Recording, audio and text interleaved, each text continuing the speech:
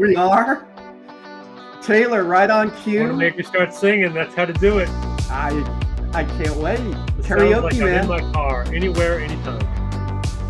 Or anywhere, right? Cooking, maybe in the shower. I don't know. I mean, we don't want to be scandalous here, but We'll you do don't a want show from Travis. there. Yeah, you Live don't from my want shower. Travis to get mad at you, so you know. Well, Dan, welcome. We're back for another round, our second show. Nice to be back. Glad we didn't get canceled after 1 week. We didn't. We still have a Twitch channel. We still have YouTube, and we're simulcasting to both of those. And now, see, I got sound, so I can look at comments now. Hallelujah! How about that? There. So The boomer has figured out technology. Boomer did. Now you can teach it to me. Pony Express, baby. We're Pony Express all day long. Okay, well, what we could say is in the comments, anybody want to name our show? We're taking input right now. Right now, we're just an old school Candido Knowledge Phone 68. So, you know, there's that. First instinct, yelling of Troy when you get all riled up. We're riled up, man. And another thing, yelling at Troy. We'll workshop that. And Dan, you are a student of the puns, as am I. I love puns, and your puns are fabulous. They're terrible, which makes them fabulous. They're fabulous. Fun. They're so good. You know, the old joke is the pun isn't fully mature unless it's full grown. Ah, yes. Full grown. Grown. Yeah. Grown. Oh. That's good. See? That's what I tell you, man. Boomer know how to edit stuff? I always say puns are the highest form of humor because not only do you have to be quick enough to come up with it, the other person has to be quick enough to get it. Oh, I like it. Because I know a lot of my puns land flat and people are just like, but maybe that's me. I haven't had that experience, no. So I guess it's just me. So Dan, Super Bowl last week, we had quite a few videos up that got a lot of juice. Your prediction there was you were saying the Chiefs would be in the right place at the right time, I think, and somebody in the comments wrote, "Yeah, you should probably take this down now." But hey, that was me. I wrote that. That was my comment. Nice. Were you surprised at the outcome there? Were you surprised that there was such a beatdown on KC? I was shocked. Yeah, no, I was shocked. I thought it would be a good deal. I definitely did not rule out the possibility that the Eagles could win, but just a butt whooping from start to finish was shocking to me. And there was a local radio host up here, Bonta Hill, shout out. He said the Eagles will win in a blowout, and I didn't hear that anywhere else because even if you thought it would take a lot of guts to say. I mean, in Philadelphia, I think probably everybody it'll be 100. Oh, everybody said that.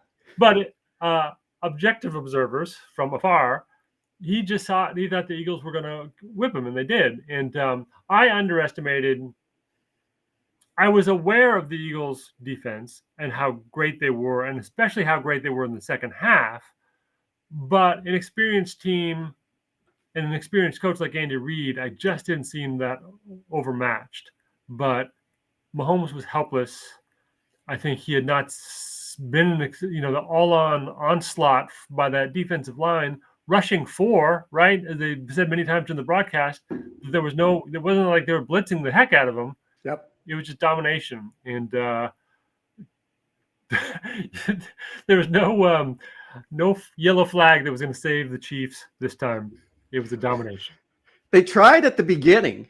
When that play at the beginning where they were both fighting for the ball, I'm like, uh-oh, here we go. All the conspiracy theorists are like, let's go, right? So you did say, though, that the Philadelphia Eagles had the better team. You did say that. They had the better team and the most talented team. So you weren't that far off. Yeah. Listen, now that I think about it, I was right. You were.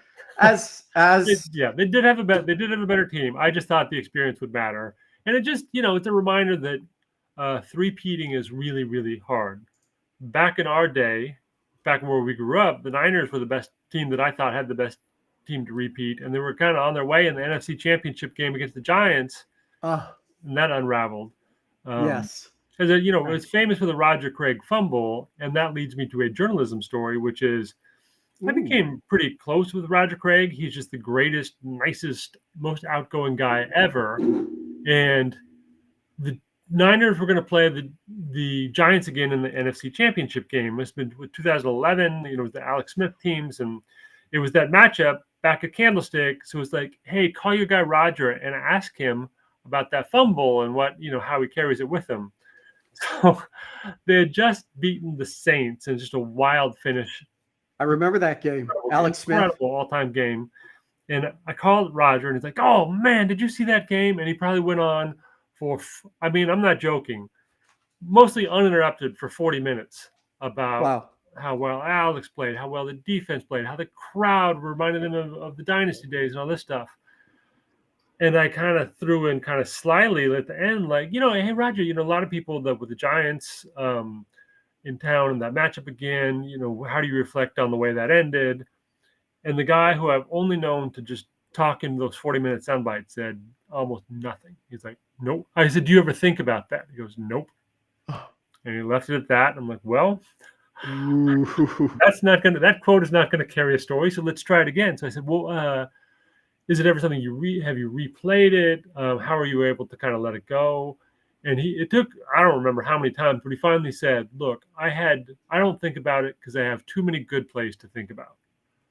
And I thought, hey, that's a wonderful way to look at life. Don't fixate on the one mistake. I mean, it really was. It was one mistake in a long career for a guy who didn't fumble much. And don't let it overshadow all the good. And then also, I think he said something, it was a team game.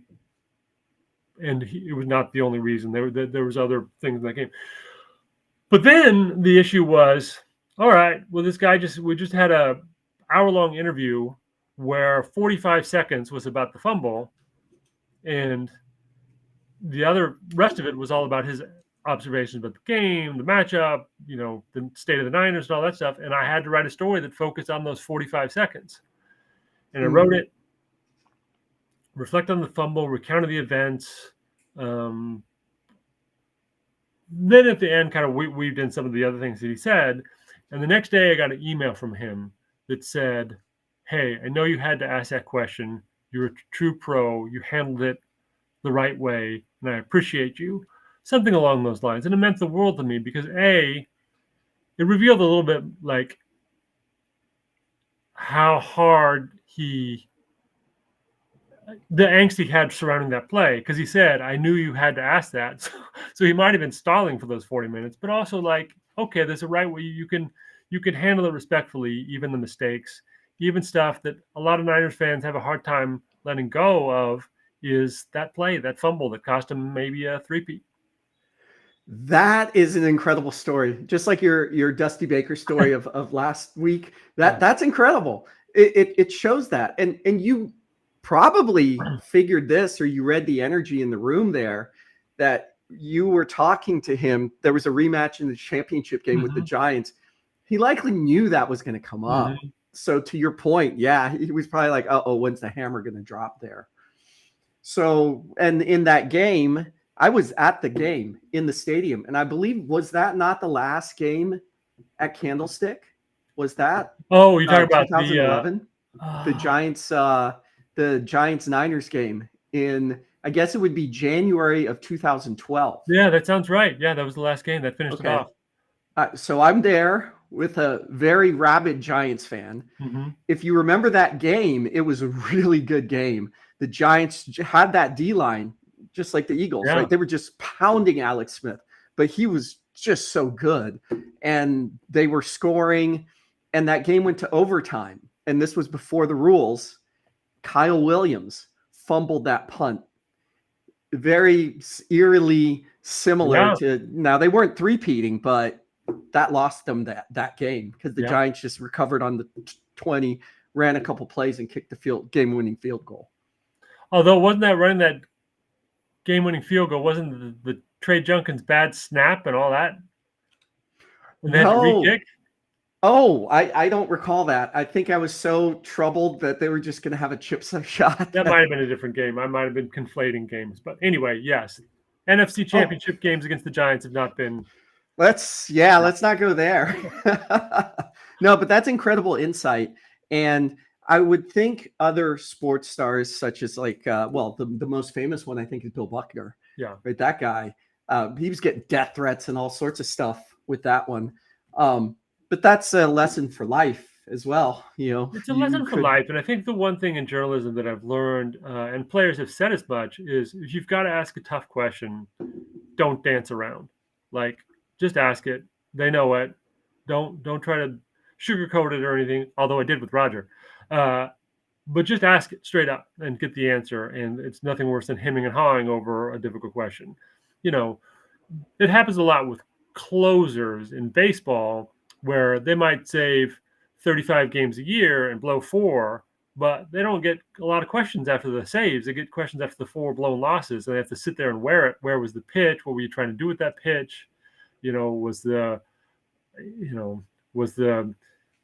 error on the play before? Was that still in your mind? All these things that they got to answer for, and they actually prefer that you don't like sugarcoat it. Just ask it. Okay, well, let's talk some, not just sports journalism, but let's just talk about journalism in general. One of the areas that we're going to explore in these weekly shows is, giving some tips and tricks or some knowledge around that. Hey, we are Knowledge Phone 68 after all. So that's a fascinating one, questions. And it's not just from a sports journalism standpoint. Imagine if you're asking a politician about an affair, or you're asking about something like that. Journalists are human. So what are those tips to take the feelings out of it, to take the feelings of uncertainty of this guy's gonna call me out in front of the entire press corps, right? How do you say, let's use a gaming term, nerf those when you ask those questions? That's a good question. It's a good question because it is like, there's a guy who I worked with for a long time, Tim Kawakami, who's really good at questions. And, he's one of those guys who also knows it depends on who you're asking. There are different personality types in sports. So you have to be like a pitcher adjusting to the batter, his strengths and weaknesses. You've got to be conscious of who you're talking to. For example, Jim Harbaugh, when he was coaching the Niners, loved nothing more than ridiculing dumb questions. And because there are plenty. And he learned that with Harbaugh, the question was to ask something short. Is Alex Smith going to start this week?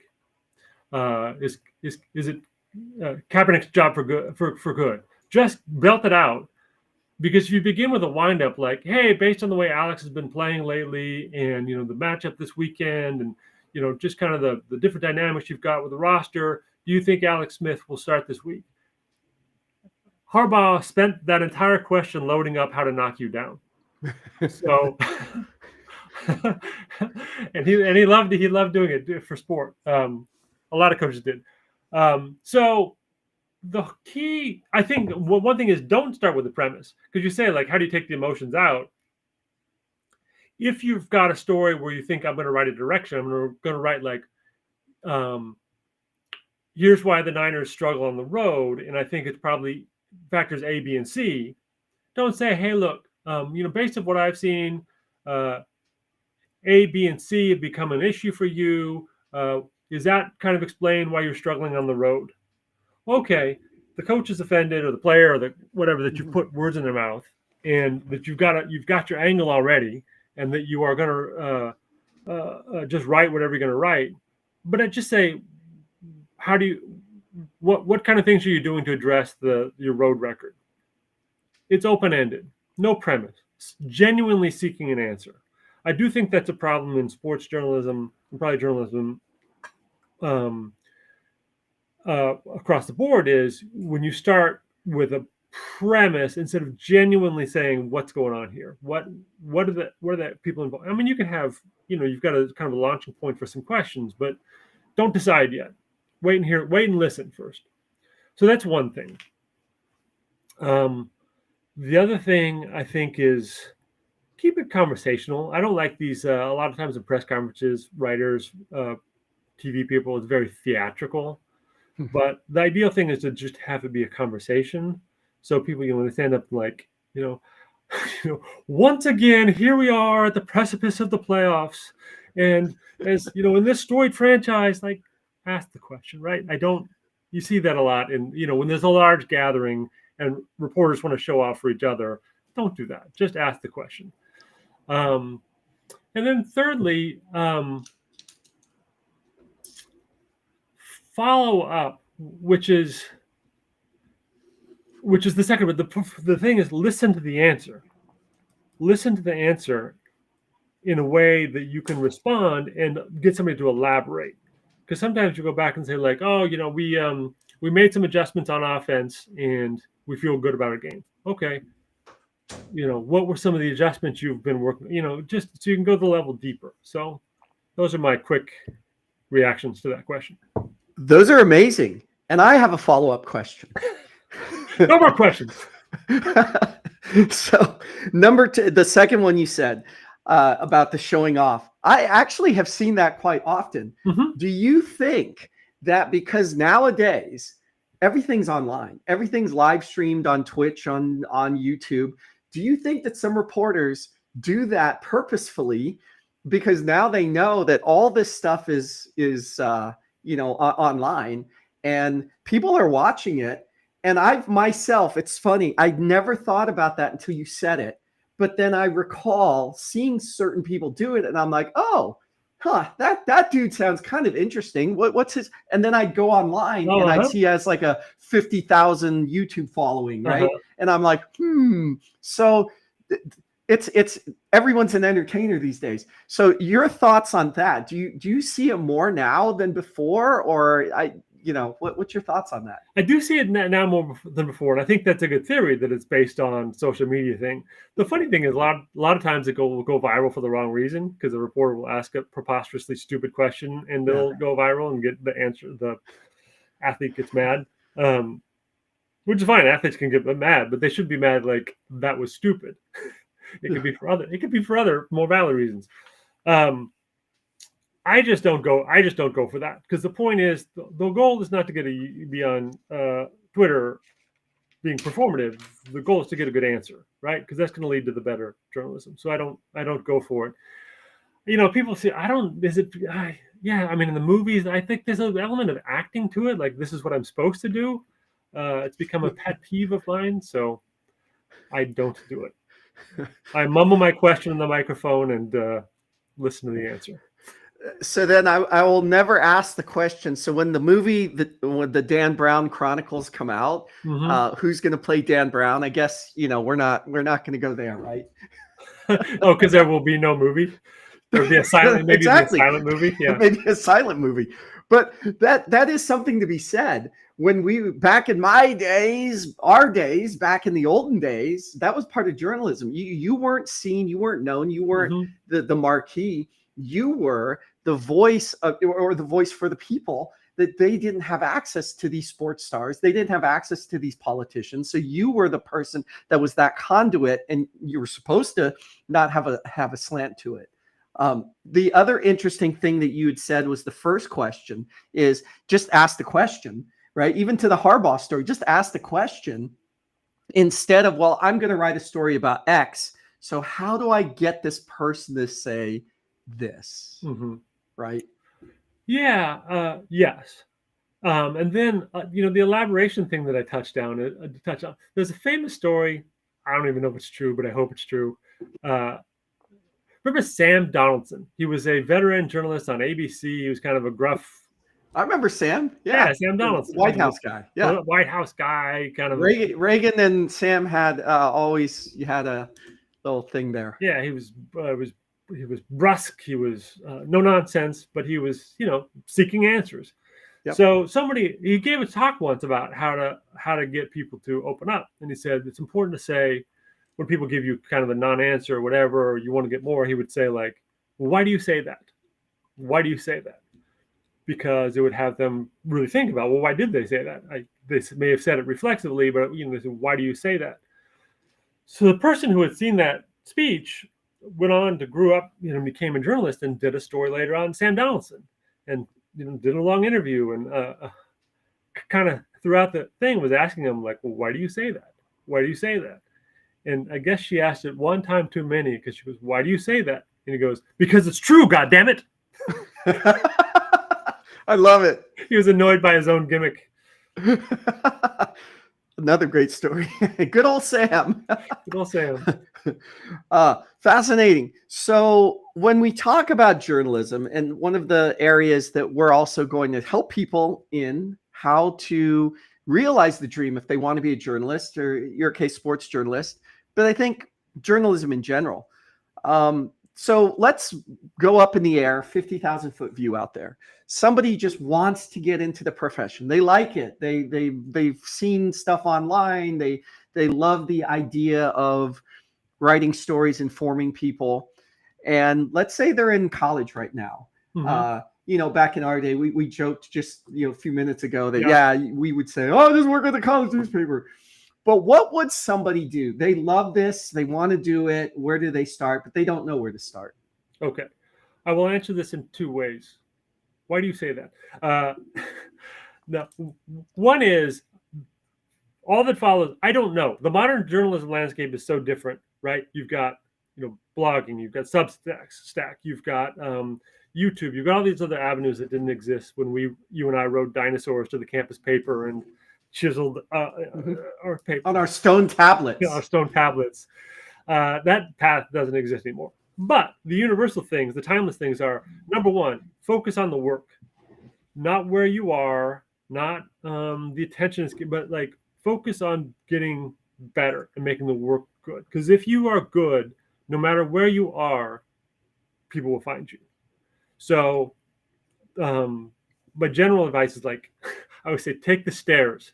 And I believe that in physically and like literally, if you're at the airport, walk up the staircase. If you're in, you can't skip steps.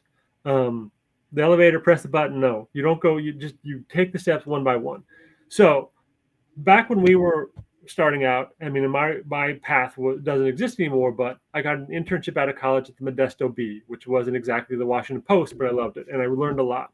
And they had time there to give me feedback every week about, hey, this was your best story, this was your worst story, and here's why. And they made me better.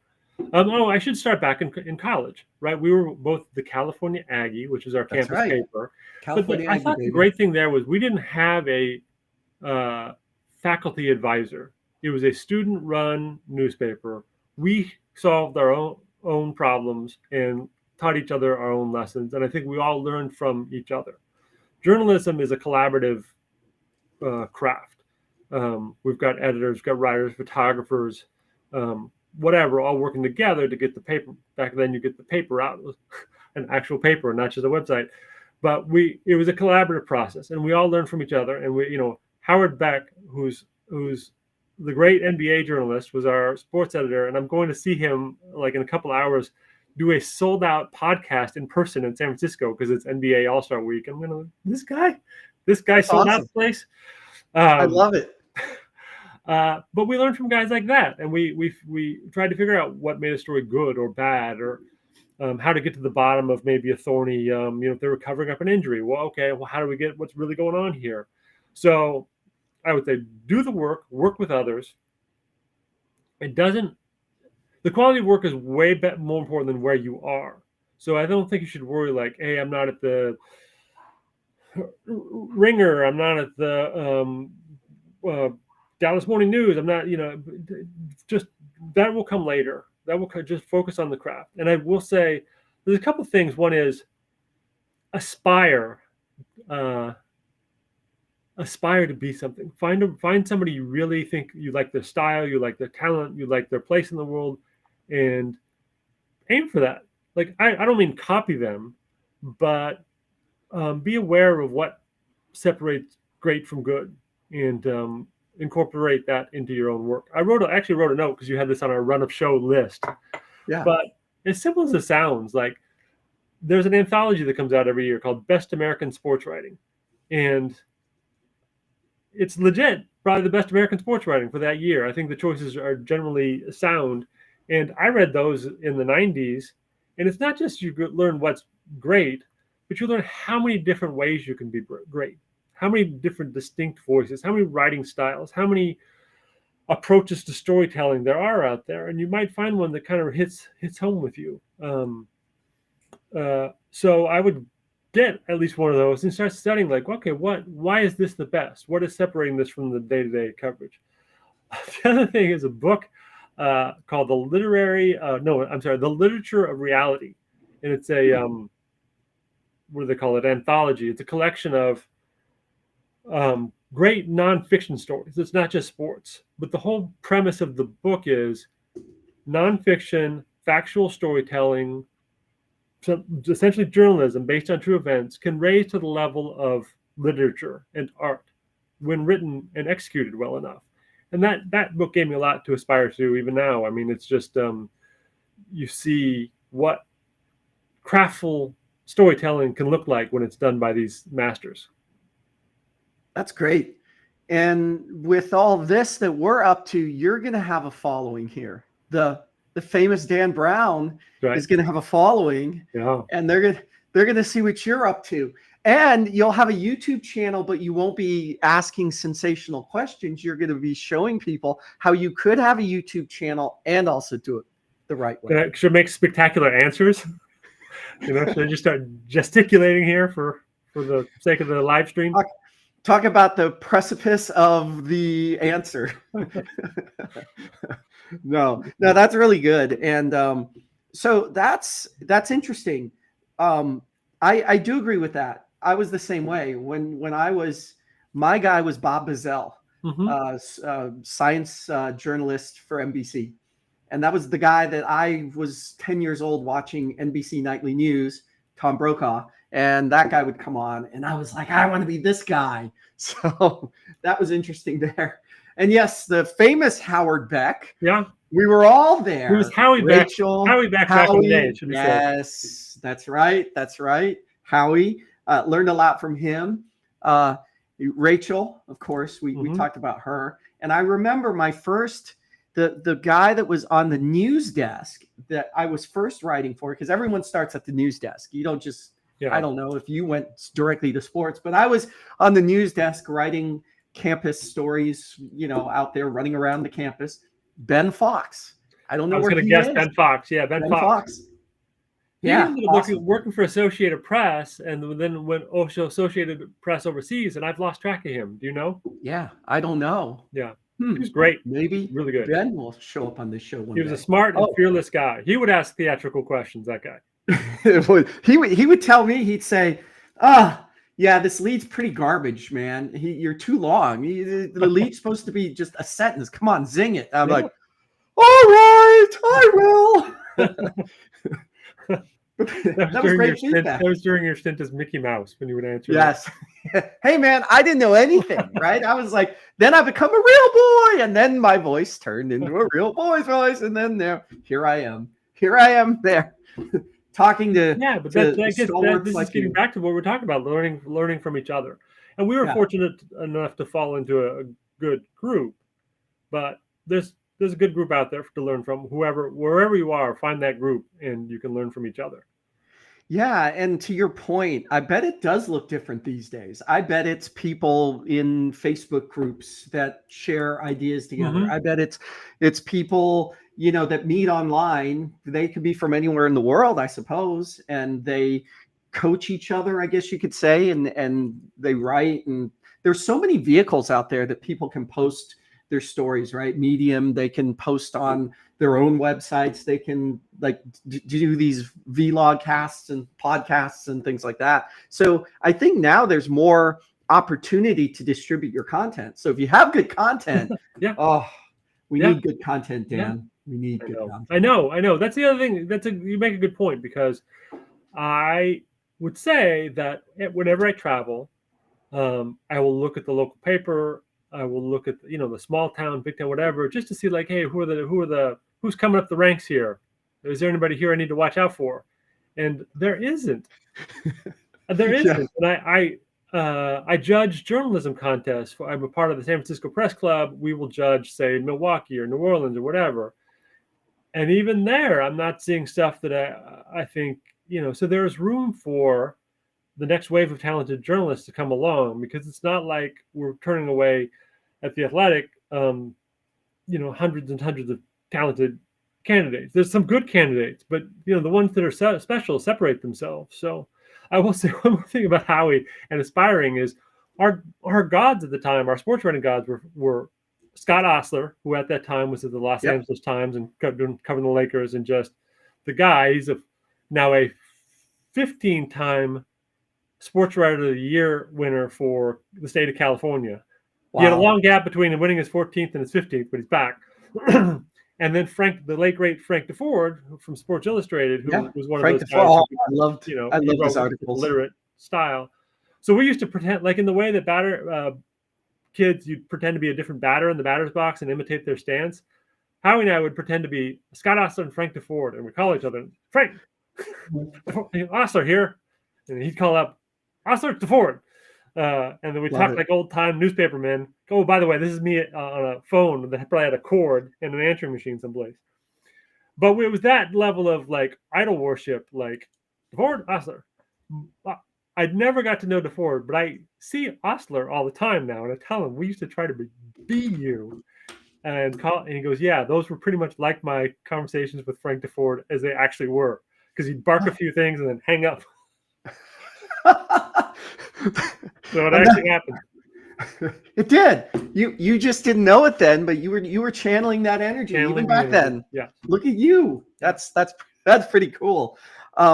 So when you were talking about that, you judge these contests, and there's an open there's opportunity out there. I was gonna ask you, well, why is that? But that's funny that you have seen that, and for people out there that are listening here, there is opportunity in journalism. Why do you think that is, that you're not seeing like the high caliber? Is it like, what do you speculate that is? Well, I don't know. I guess would be, because it certainly is true. I don't know if this would explain that particular phenomenon, but my guess would be,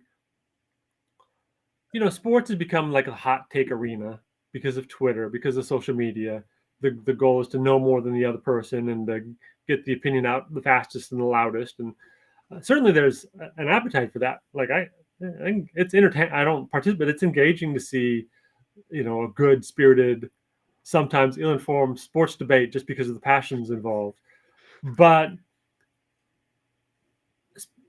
I can't speak all that much of the television side, but in the writing side, it's not a sports job. It's a writing job.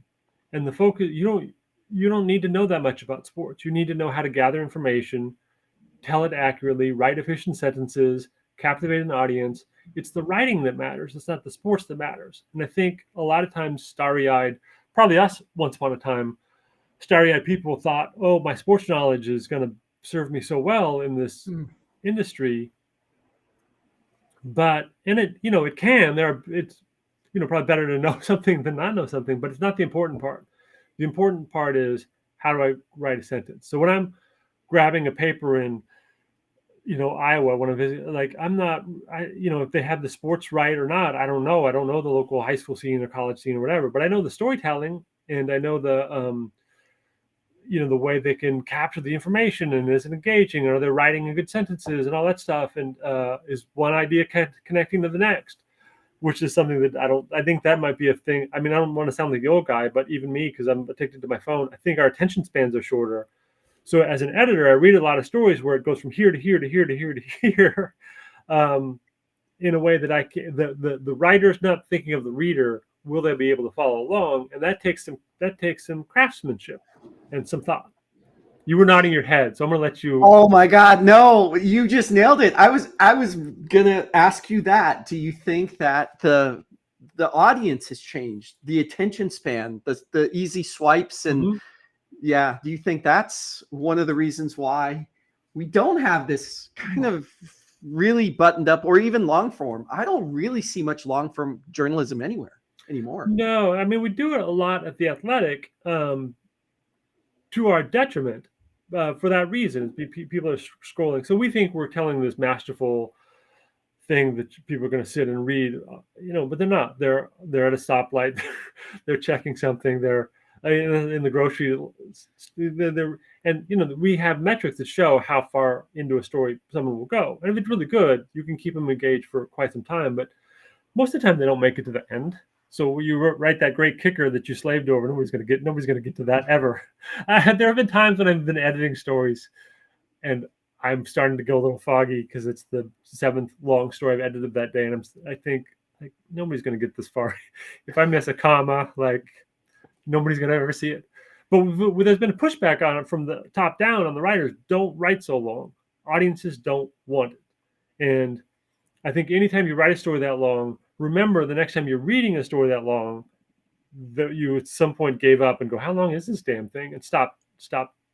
So, I mean, as a consumer, I'm that person too. I'm not going to read your gazillion words unless it's the most captivating thing. And even so, I might not have time in my day. So, I mean, I don't think that you should stick, word count should be a hard and fast thing. But I do think in general, make it as short as you can while still being good. Make it as short. Don't go, if there's in doubt whether I should leave this part or cut that part out, cut that part out. Yeah, keep it simple, right? Short and simple. I mean, inverted pyramid. Remember, like back in our days, the inverted pyramid, the editor would literally have to chop a story because they didn't have the column inches. Yeah. So they would just, whoop, and then your story should be able to end at any time. I was thinking like you ever go to a banquet and the speaker gets up there and goes, I'll be brief, and then talks until your eyes fall out of your head. And I was thinking, you never leave a banquet going, God, I just wish the speaker had talked longer. I wish he'd gone another 10 minutes so I would have been good. Like, I don't think so. You got to think that how that applies to writing. Like, it's pretty funny. Really sad if they get to the end of a good story and feel complete. And so like I write really, really long. So any editor, my editor is listening to this, they're going like, what the hell, dude? Who do you think you're fooling? But I'm conscious of it. And I try to self-edit the best I can to make it short. What you just said about the banquet there, that applies to life in general. I think when somebody's on the monologue there, it's a back and forth, right? Yeah. So the thing with a story is, I think when you engage the reader so well that they feel in the story, that's that conversation. You know what I'm saying? Like, they're not actually able to ask you something, but it's no different than a book. When you're engaged in a book, you're in the story. Yeah. So that's super interesting. So I think, to your point, it really is the storytelling. You could go longer.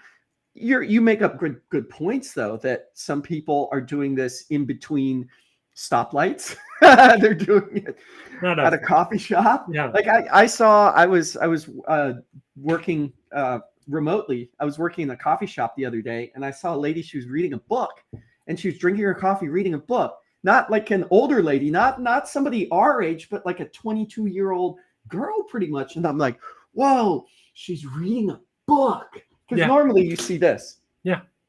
Right? Then I was like, whoa. And she finished her coffee, because I'm just there working. She finished her coffee and boop, off she went. And then I said, so what you said triggered that memory right there was, she only had this amount of time. She read this amount. And then boop, she's gone. Yeah. So that's good. That's good there. Now, I mean, when you talk about like I try to put, at some point, if I'm writing a story that warrants this, I try to put them in the scene. Like, the other day I did a story on Rick Barry came back. He was the MVP of the NBA All-Star Game in 1967. And San Francisco is hosting the NBA All-Star Game for the first time since that game. So he returned to this venue called the Cow Palace. Did you ever go to the Cow Palace? Oh, yeah. Oh, hell yeah. And it's, this dilapidated, bygone, still standing but barely kind of venue, where back in the day it was kind of a place. But the NBA All-Star Game was there. And Rick Barry came back for the sole purpose of touring it and kind of reminiscing about the game. So he goes, I walk with him, and me and Vern Glenn from Cron, we walk with him into the old locker rooms. He's like, oh, my God, like this hasn't changed a bit. And like, it was old when I was here and it's still here. And I just thought that was a good opening quote, which is like, we are together now. You, the audience, we're all in this bygone locker room with Rick Barry, and he's about to sit on a bench and tell some stories. And it's so much better than starting with like, the game was played here many, many years ago, blah, blah, blah. Barry scored 38 points. Like, no, put people there and let them know it's story time. Yeah, the lead. Hey, that lead, the one that you said he scored 38 points, I would stick a fork in my eye and not read anymore. But yes, in good the story there, that totally is the hook. Yeah. So I love that. Now, I know we're running up on time here. You have an important banquet to get to with Howie speaking, so that's good. Look what I have here. So we have this segment now that we've introduced called the brown bag. Oh, I don't know where that came from, but I found this was the hardest thing to do, was to find the brown bag. Because here we're in California, so everything is sustainable, like plastics and sustainable bags and all that, right? They don't hardly give these out anymore. But I fortunately pulled this out from about 10 years ago when I used to pack my son's lunch. This guy right here. I used to pack his lunch. So here we go. We have a mix of questions in here, some journalism related and some sports related. So let's see what we get. I hope we can hear the crinkle. Wait. Where are these questions coming from? They're coming from. So they're coming from a variety of places. So people that watched our last show, they're like, oh, I want to ask Dan a question, but I can't make it to the chat. I said, brown bag. Some of our producers were fascinated, by the way, your Dusty Baker story. Everybody loved that. Oh, cool. They wanted to hear more. And so I bet you might have some questions in here around that. So yeah. And one more thing, when you read this brown bag question, I want you to read it theatrical, as if you're trying to go viral from a news conference. Okay, there we go. Perfect. Okay. I love it. I better get my Willie McCovey jersey all. There we go. Okay. All right, what do we have here? Oh, look at this. This one has an S on it. I believe it stands for sports. Okay, Mr. Dan, let's see. And the question is, which players, it could be a player or players, they say players, but I think you could probably boil it down to one player. Which players wore your best interviews? I love that theatrical style. Yeah, I like it. Yeah, I've been practicing. Wow. The best interviews. That's a good question, because it's a different. I will give you a couple different answers, because I'll tell you, like, I really liked Frank Gore. Wasn't he? Did you say he was your favorite guy? He was my favorite guy. Because Run the ball. He was not a natural born talker. He was not a yarn spinner. He was not, but he tried his best every single time to answer the questions. And he loved football, and he knew probably nothing. Like, he was so myopic about the game. I don't think he had a ton of other. That was his one and only topic. He wanted to talk football, and I just really appreciated his giving it his best every time. I think he was shy. I think he was whatever, but he gave it his best every time. I've been asked this question many times. I'm trying to, Rich Aurelia of the Giants was just such an approachable guy. And during the Barry Bonds era, what would happen is Bonds would hit, some milestone homer or 3 homers in a game or something, and we'd go to his locker and he'd say, like, I'm not talking today. Like, all right. Hey, Rich, what did you think about Barry's homers? And he had to do that all year. It was like a joke. Like, Barry doesn't talk, so Kent and Aurelia ended up being the spokesman for. Tony Gwynn was an incredible interview. Tony Gwynn, the late great. Cool. I mean, I'm dating myself with all these ancient things, but they were really special interviews to me, because he was so knowledgeable about hitting and so talkative and so down to earth. I really loved him. I'm going to give you one more. What sport should it be? NASCAR. No, I'm just kidding.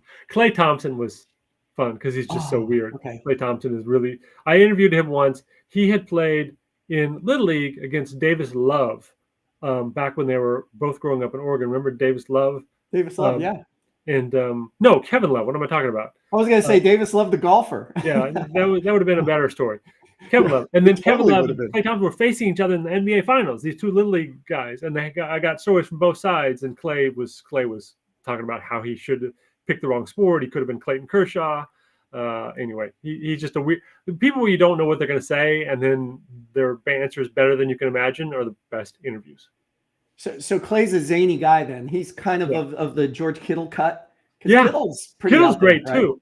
I interviewed Kittle and his wife once together, and because she was a incredibly accomplished basketball player at Iowa, and they were both maniacs. And I love them because they are free spirit. They're free spirits. You know, him a little more, but it's genuine. It's genuine. There's guys. Brian Wilson of the Giants. He was a free spirit, but he was. I believed him to be kind of a manufactured. It was for show. He had this persona that he adopted. Whereas Kittle, it genuinely bonkers in a fun way. I love it. Hey, great. We will bring the brown bag back every week. So again, we want everybody to tune in there, and we have Dan's stuff right there. Scan his QR code that goes to The Athletic. Subscribe and read Dan's stories. Again, thank you for all of the insight for our aspiring journalists out there. And dude, have a good time at Howie's. What'd you call it? It's not a banquet though, right? They're doing a live taping of The Ringers. It's called, their podcast is called The Real Ones. Okay. So, nice. Yeah. Well, send Howie my. I'm going to heckle him. But, yeah, we'll have fun. You should. Well, take a clip of yourself heckling him, and then we'll piece it into this segment here. Perfect. Okay. All right. Dan, have a great week. Thanks, I'll see you next week. And